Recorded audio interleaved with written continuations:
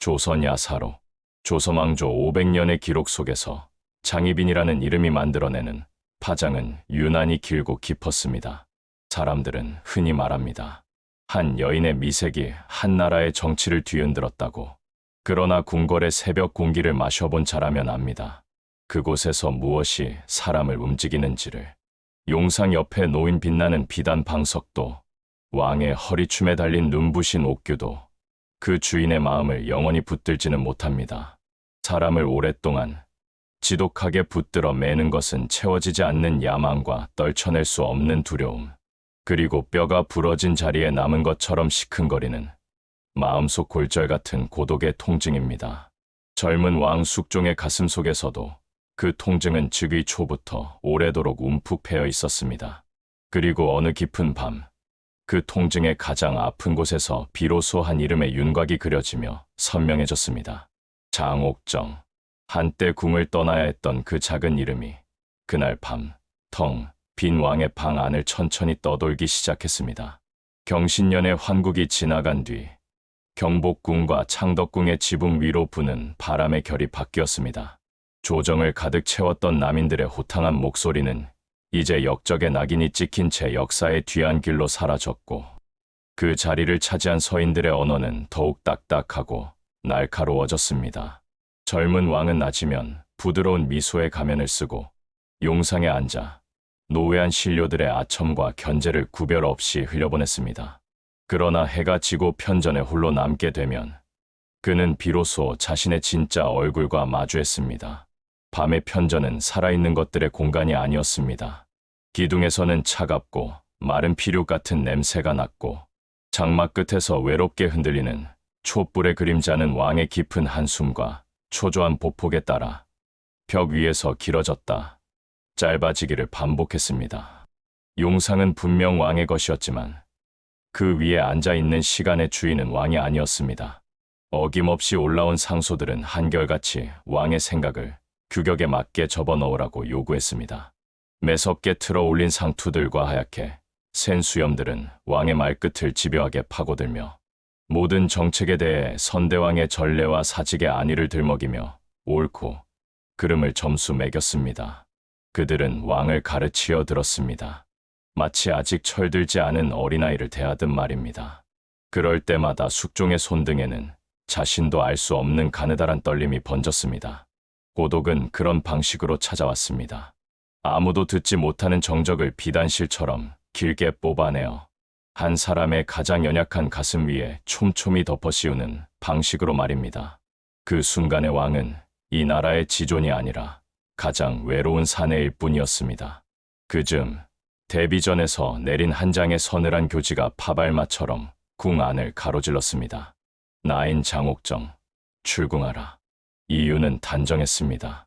집안이 남인과 가까워 국본을 어지럽힐 소지가 있다는 것이었습니다. 그러나 명성황후가 마지막으로 옥정을 불러들여 하교를 내리던 순간, 그녀가 본 것은 죄인의 두려움이 아니었습니다. 야사는 그 순간을 이렇게 기록합니다. 명성황후가 마지막으로 올려다본 옥정의 눈은 한 가지 사실을 분명히 말하고 있었다고. 그 눈빛은 굽히지 않았습니다. 수많은 궁녀들이 권력의 서슬퍼런 그림자 앞에서 숨을 죽이고 제 그림자마저 지워버리려 애쓸 때 그녀의 눈 속에서 타오르는 빛은 오히려 더 또렷해졌습니다. 그것이 대비의 마음을 참을 수 없이 거스르게 했습니다. 왕의 어머니는 뼛속까지 정치인이었고 정치는 감정이 아닌 본능으로 하는 것이었습니다. 그녀는 자신의 본능에 충실했습니다. 통제할 수 없는 빛은 더 커지기 전에 꺼야만 한다. 그렇게 한 여인은 묵직한 궁의 문턱을 넘어 임평대군의 사가에 마련된 자신의 거처, 그 낮은 대문 앞에 섰습니다. 담장 너머로 보이는 하늘만 높고 자신을 둘러싼 울타리만 낮은 집이었습니다. 사가의 새벽은 궁의 새벽과 다르게 냉정하리만치 추웠습니다. 궁의 온돌이 품고 있던 온기는 그곳에 없었습니다. 시린 바람이 문풍지에 찢어진 틈을 비집고 들어와 잠든 그녀의 볼을 사정없이 핥히고 지나갔습니다. 방바닥의 틈새를 기어다니는 한기가 얇은 이불을 뚫고 등줄기로 스며들 때마다 옥정은 잠에서 깨어났습니다. 그러나 그녀는 화로에 불씨를 키우는 대신 붓을 들었습니다. 벼루의 먹물이 갈리는 소리는 이 차가운 새벽에 그녀가 들을 수 있는 유일하게 깊고 단단한 소리였습니다. 그녀는 닥치는 대로 상업에 관한 문서들을 모았습니다. 그녀의 오라비 장이제가 몰래 구해다 준 것들이었습니다. 어느 고을에서 거둔 햅쌀이 어느 포구를 통해 한양으로 들어오는지, 의주 상인들이 밀거래하는 은과 청나라, 비단의 가격이 어느 계절에 어떻게 기울어지는지, 장씨와 포구의 세곡을 관장하는 자가 누구이며 그의 뒷배가 되어주는 가문이 어디인지, 이 모든 것을 세밀하게 기록한 뒤에 그녀는 자신이 겪어야 했던 억울함과 분노를 그 빈 칸에 채워 넣었습니다. 역관 집안의 피는 속일 수 없었습니다. 그녀의 손끝에서 숫자는 단순한 기록이 아니라 힘의 지도가 되어갔습니다. 언어를 바꾸어 뜻을 전하는 일과 돈의 길을 바꾸어 권력을 움직이는 일은 본질적으로 닮아 있었습니다. 둘 다 보이지 않는 길을 읽고 보이지 않는 다리를 놓는 기술이었으니까요. 붓끝은 한 여인의 서러운 마음을 기록하는 듯했지만 종이 위에 생겨난 선들은 한 남자의 정치를 향해 뻗어 있었습니다. 그 새벽마다 방 안에 스며든 것은 향기로운 묵향이 아니라 차가운 계산과 뜨거운 야망의 냄새였습니다. 동창이 밝아오고 빛이 조금씩 방 안을 채우고 나면 그녀는 비로소 잠깐 눈을 붙였습니다. 하지만 꿈속에서도 방금 적었던 이름들이 어둠 속에 선명하게 새겨져 있었습니다. 늙은 거두 송시열의 타협 없는 완고함, 당대 최고의 부자였던 김수환 가문의 재력, 그리고 그들을 잇는 민정중 라인의 얇고도 질긴 틈새, 마지막으로 자신을 쫓아낸 대비의 서슬 퍼런 고집까지. 왕의 밤은 여전히 길고 어두웠습니다. 그 길이를 재는데 가장 정확한 것은 촌농의 양이 아니라 망설임의 깊이였습니다. 숙종의 망설임은 하루가 다르게 실체를 가져 점점 무거워졌습니다. 어떤 이름들은 낮의 언어로 발화되지 못합니다. 신하들의 눈과 귀가 도처에 깔린 편전에서는 결코 입에 올릴 수 없는 이름들. 그것들은 주로 밤에만 왕의 가장 깊은 곳에서부터 입술 끝까지 힘겹게 올라왔다가 차마 소리가 되지 못하고 다시 돌아가곤 했습니다. 옥정이라는 이름이 매일 밤 그렇게 했습니다. 그리고 그 이름을 삼킬 때마다 왕의 입술 끝에는 오래전부터 옅은 피맛이 돌았습니다. 환국은 칼끝이었지만 그 칼끝이 향해야 할 곳은 배언했으나 정작 왕의 손에 쥐어진 칼자루는 강화되지 않았습니다. 서인의 목소리는 잠시 주춤하는 듯하다가 새로운 상소문을 무기 삼아 또다시 왕을 압박해왔습니다. 그 순간 숙종이 머릿속에 그렸던 문장은 실록에 기록될 문장보다 훨씬 짧고 간결했을 것입니다. 권력은 오직 왕에게서 나오고 신하는 마땅히 그 발 아래에서 두려움으로 왕을 섬긴다.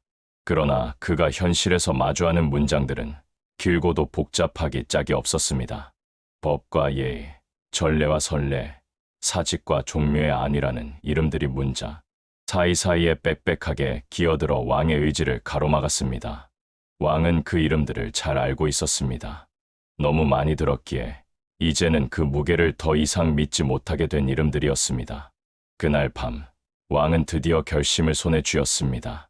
그 결심의 모양이 칼과 닮을수록 그는 그 칼을 자신의 의지대로 쥐고 흔들 또 하나의 손을 떠올려야 했습니다. 왕은 이 시대 최고의 칼을 찾고 있었습니다. 피로 물들여도 결코 버리지 않을 칼. 그리고 그 칼을 스스로 품고 들어와 기꺼이 자신의 손이 되어줄 한 명의 사람을 말입니다. 밤의 골목은 죽은 듯이 조용했습니다. 왕의 밀행을 수행하는 내관의 고도로 훈련된 발걸음은 그의 긴장된 고막에조차 거의 들리지 않을 정도로 정숙했습니다. 변복한 왕은 단 한 명의 내관만을 데리고 넓고 얕은 어둠을 조심스럽게 헤쳐나갔습니다. 담장 너머로 보이는 작은 사가의 창호지 문틈으로 은은한 등불이 희미하게 깜빡이고 있었습니다. 오래된 기와 지붕의 능선 사이사이로 차가운 별들이 바늘처럼 아슬아슬하게 박혀 있었습니다. 사가의 낡은 대문은 한 번의 두드림에 쉽게 열리지 않았습니다.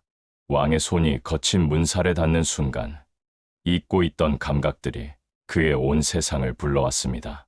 비에 젖었다 마른 나무의 고름 같은 냄새, 방금 꺼진 숯의 미지근한 온기, 그 마당을 밟을 때 느껴지는 마룻장의 오래된 습기, 그리고 축축하게 젖은 낙엽 더미에서만 나는 희미하고도 서글픈 단맛. 왕은 스스로 문을 열었습니다. 그 방 안의 시간은 궁궐의 시간과 완전히 달랐습니다. 이곳에서는 권위적인 말이 먼저가 아니라 서로의 존재를 확인하는 조심스러운 숨이 먼저였습니다. 옥정은 놀라지 않았습니다. 어쩌면 그 놀람은 지난 5년의 세월 동안 매일 밤 조금씩 미리 끝냈을지도 모릅니다. 그녀는 오래 기다려온 그 이름이 자신의 방문턱을 넘는 순간을 수없이 상상했고, 그 상상은 완벽한 예행 연습이었습니다. 그녀는 앉아있던 자리에서 소리 없이, 그러나 기품 있게 일어났습니다. 세상에 무너지지 않는 기품이란 것이 있다면 그것은 아마도 불행을 견디고 일어설 때 드러나는 법일 겁니다. 그녀의 훤칠함은 타고난 신체에서 나오는 것이 아니라 스스로 만들어낸 각도에서 나왔습니다. 흐트러짐 없이 꼿꼿이 세운 허리, 원망과 비굴함 사이에서 어느 쪽으로도 기울어지지 않은 어깨, 그 각도는 결코 타협하지 않겠다는 그녀의 의지였습니다. 그녀는 왕을 맞았습니다. 왕 또한 말을 아꼈습니다. 말 대신 그는 방 안의 사물들을 눈에 담았습니다. 한쪽 모서리가 달아빠진 낡은 책상, 먹물이 깊게 배어 더 이상 재색을 알 수 없는 먹접시, 손때가 묻어 매끈해진 붓대, 그리고 구석에 정갈하게 접어둔 얇은 비단옷 한 벌. 왕은 이런 것들이, 이런 시간들이 지금 눈앞에 사람을 만들었다는 사실을 믿고 싶었습니다. 그 믿음은 지쳐있던 왕의 유일한 희망이었습니다. 두 사람의 대화는 질문에서 시작하지 않았습니다. 혼자서 오래, 그리고 깊게 생각한 사람들이 만나면 질문은 이미 서로의 눈빛과 침묵 속에 모두 놓여있는 법입니다. 옥정은 조용히 일어나 숯불 위에 놓인 탄관에서 차를 데웠습니다. 찬물이 찻잔에 부딪히는 맑은 소리에 내내 굳어있던 왕의 어깨가 아주 약간 풀리는 것이 느껴졌습니다. 그녀는 자세를 낮추어 두 손으로 찻잔을 내밀었고, 그 순간 찻잔을 통해 전해지는 온기를 느끼며 왕은 이 밤에 이 감각을 아주 오래 기억하게 되리라 예감했습니다. 그녀는 5년간의 억울함에 대해 자신을 변호하지 않았습니다. 누군가의 마음을 얻는 가장 빠른 방법은 구차한 변명을 늘어놓지 않는 것이라는 걸 그녀는 본능적으로 알고 있었습니다. 대신 그녀는 서랍에서 한 장의 종이를 꺼냈습니다. 곱게 접힌 종이였습니다. 마치 그 접힌 선의 방향마저도 철저히 계획된 것처럼 보였습니다. 종이가 펼쳐지자 그 안에서 복잡하게 얽힌 선과 점들이 드러났습니다. 그것은 단순한 도표가 아니었습니다. 사람들의 이름과 성정, 그들이 맺은 계보와 혼맥, 그들이 가진 이권과 재산, 그리고 그들의 언변과 칼끝이 얇고 굵은 선들로 거미줄처럼 연결된 하나의 거대한 지도였습니다. 서인의 영수, 살림의 거두 송시열이라는 이름 옆에는 완고함이라는 단어가 적혔고, 그 완고함이라는 단어 옆에는 그것을 무너뜨릴 수 있는 공격의 방법이 실려 있었습니다.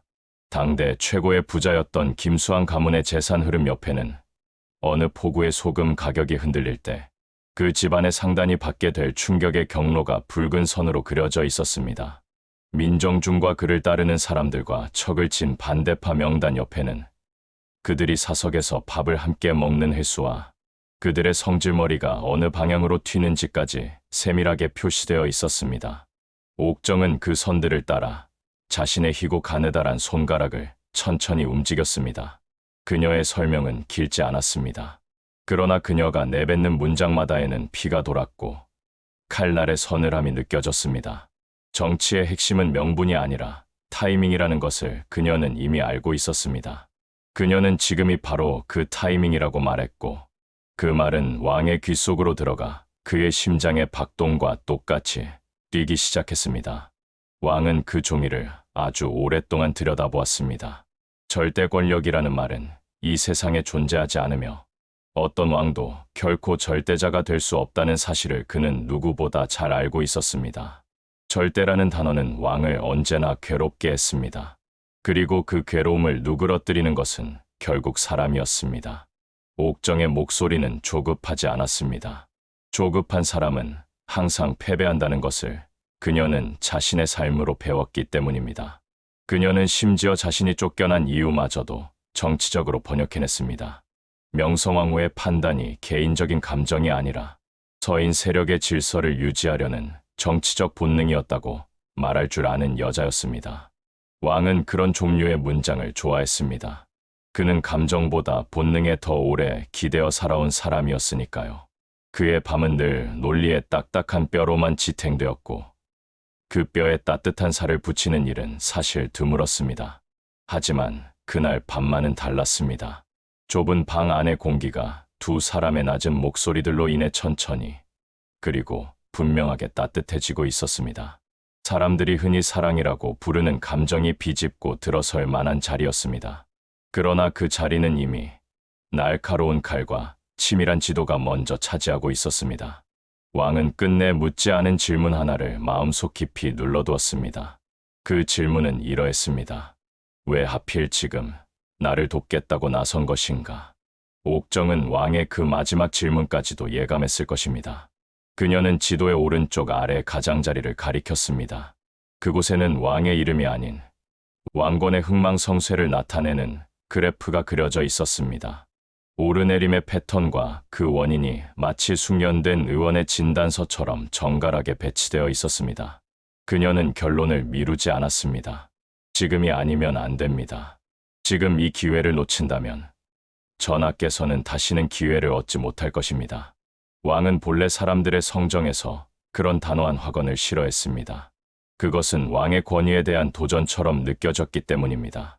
그러나 그날 밤 그는 그 확언을 사랑했습니다. 그 확언은 그의 마음속에서 아직 형태를 갖추지 못했던 결심에 비로소 환국이라는 이름을 붙여주었기 때문입니다. 결심도 이름을 가져야 오래가는 법입니다. 새벽의 푸른 기운이 창호지를 물들일 즈음 왕은 자리에서 일어섰습니다. 출입문까지 걸어가면서 그는 마지막으로 뒤를 돌아보았습니다. 사람들 가운데에는 그저 등만 보고도 믿을 수 있는 사람이 있습니다. 그 수는 지극히 적지만 한 나라의 정치를 지탱하는 진짜 힘이 되기도 합니다. 왕은 옥정의 등에서 지난 5년의 세월 속에서도 조금도 변하지 않은 한 가지를 보았습니다. 결코 꺾이지 않는 목의 각도. 누군가는 그것을 고집이라 부를 것이고 누군가는 품격이라고 부를 것입니다. 하지만 중요한 것은 그 각도가 권력을 품고도 결코 흔들리지 않는다는 점이었습니다. 왕은 자신의 결심을 그녀의 등 뒤에 단단히 묶었습니다. 그리고 이제 그 무거운 결심을 궁 안으로 다시 끌고 들어가야 했습니다. 궁의 아침은 하늘의 색으로 시작되지 않습니다. 어김없이 용상 위로 쌓이는 상소문의 높이로 시작됩니다. 그날도 상소가 올라왔습니다. 서인의 문장들은 여전히 길고도 빈틈이 없었습니다. 하지만 왕은 더 이상 그 상소를 접는 대신 마음속에 종이를 펼쳤습니다. 어젯밤에 본 그 지도는 아침의 현실과도 놀라울 정도로 잘 들어맞았습니다. 송시열의 언어는 그날도 타협 없이 완고했고 민정중의 얼굴빛은 그날도 무언가를 계산하는 듯 복잡했습니다. 옥정이 그려넣은 화살표가 한 사람의 글자와 다른 한 사람의 얼굴을 정확히 꿰뚫고 있었습니다. 왕은 자신도 모르게 미소를 지었습니다. 미소는 아주 짧았지만 그 의미는 충분했습니다. 곧이어 들려온 소식은 그 미소와 아주 잘 어울렸습니다. 대비의 병환이 위독하여 기력을 완전히 잃었다는 소식이었습니다. 누군가의 건강이 악화되는 것은 한 시대의 논리가 바뀌는 신호이기도 합니다. 명성황후라는 거대한 그림자가 얇아지면 굳게 닫혔던 궁의 통로는 마침내 새로운 길을 허락할 것입니다. 왕은 그 새로운 길의 첫걸음을 옥정과 함께 걷기를 원했습니다. 그 사이 옥정은 자신을 둘러싼 공기를 바꾸는 일을 계속했습니다. 자갈을 드나드는 사람들의 보폭과 눈빛을 기억했고 어느 날은 웃는 얼굴로 또 어느 날은 근심에 잠긴 얼굴로 문턱을 넘는지 세심하게 기록했습니다. 그녀의 오라비 장의제를 통해 상단에서 올라오는 마패의 주인을 조용히 남인 측 사람으로 갈아치웠고 한양으로 들어오는 경강 상단의 세곡 무게가 달라질 때 어느 서인 가문의 문턱이 눈에 띄게 기울어지는지를 살폈습니다. 그녀의 몸은 여전히 사가에 묶여 있었지만 그녀의 마음과 계산은 이미 궁궐의 가장 깊은 곳, 권력의 벽을 자유롭게 넘나들고 있었습니다. 때로는 과거에 겪었던 분노와 치욕이 파도처럼 밀려와 그녀의 어깨를 무겁게 짓누르기도 했습니다. 그러나 그녀는 그 분노를 오래 굴리지 않았습니다. 분노는 뜨겁지만 금방 식는 법입니다. 대신 그녀는 그 원한을 아주 얇게 펴서 마치 공기처럼 방 안에 고요히 깔아두었습니다. 누구든 이 방에 들어오는 자는 그 공기를 마시도록 말입니다. 원한은 분노처럼 뜨겁지는 않지만 둔감하게 사람의 뼛속까지 스며들어 오래도록 남는 법입니다. 정치에는 때로 그런 종류의 공기가 필요했습니다. 대비의 상이 난 날, 궁궐의 종소리는 났고 길게 울려 퍼졌습니다. 왕은 문상객들의 슬퍼하는 얼굴들 사이에서 하나의 시대가 끝나고 있다는 역사적 정리의 냄새를 맡았습니다. 사람들의 슬픔은 진심이었겠지만 권력의 공백이 만들어내는 비릿한 냄새는 그 순수한 진심마저 서서히 밀어내고 있었습니다. 왕은 상복의 거친 옷자락이 바람에 흔들리도록 내버려 두지 않았습니다. 상복은 사람을 겸손하게 만드는 동시에 그 슬픔의 무게만큼 결심을 더욱 굳게 만드는 법입니다. 그는 상례의 모든 전 과정을 한치의 흐트러짐 없이 지키면서도 단 한순간도 경계를 늦추지 않았습니다. 방심은 언제나 틈을 만들고 그 틈은 어김없이 누군가의 칼집이 된다는 것을 그는 이미 알고 있었기 때문입니다. 상이 끝나고 난 뒤 왕은 서둘러 새로운 하루를 시작했습니다. 그가 해야 할 첫 번째 일은 명백했습니다. 밤의 지도를 낮의 명으로 바꾸는 일, 바로 장옥정의 공식적인 복귀였습니다. 그녀의 이름은 마침내 궁의 문턱을 다시 넘었습니다. 5년 만에 다시 들어오는 걸음은 쫓겨나갈 때보다 훨씬 더 무겁고 천천히였습니다. 천천히 들어오는 걸음은 과거의 모든 기억을 붙잡고 그것을 힘으로 바꾸는 법입니다. 사람들은 그녀의 비단 옷깃에서 향기로운 바람 대신 치밀한 계획의 냄새를 맡았습니다. 그녀가 다시 궁에 발을 들인 순간 궁궐 안의 모든 수직적인 문장들이 미세하게 수평으로 틀어지기 시작했습니다. 궁녀들 사이에서 오가는 속삭임은 더 이상 그녀에 대한 감탄이나 질투가 아니었습니다.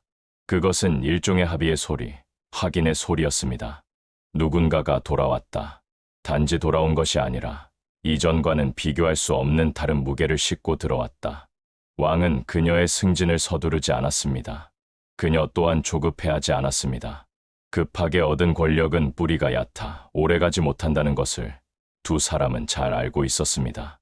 왕은 그녀를 수건으로 두었다가 얼마 뒤 소위로 올렸습니다. 그 사이에도 두 사람은 사적으로 자주 만나지 않았습니다. 때로는 만나지 않는 시간 속에서 사람들은 서로의 결심과 의지를 지켜보는 법입니다. 그리고 그 지켜봄이 말보다 더 단단한 신뢰를 만듭니다. 왕은 밤마다 자신이 고른 칼의 무게와 날카로움을 확인했습니다. 칼은 달빛 아래서 서늘하게 반짝였고 그 칼을 품은 칼집은 부드러우면서도 단단했습니다. 그녀는 자신이 왕의 칼이라는 사실을 부끄러워하지 않았습니다. 칼이 부끄러워하는 것은 아무 소용이 없는 일입니다. 부끄러움은 오직 칼의 날을 무디게 할 뿐입니다. 대신 그녀는 자신의 날이 얼마나 잘 드는지 스스로 확인했습니다. 얇은 종이를 허공에 올려놓고 한 번에 내리쳤을 때 그 종이가 아무런 소리도 없이 부드럽게 갈라지는 순간을 그녀는 여러 번 만들었습니다. 그 종이는 때로는 사람이었고 때로는 낡은 고집으로 뭉친 가문의 이름들이었습니다.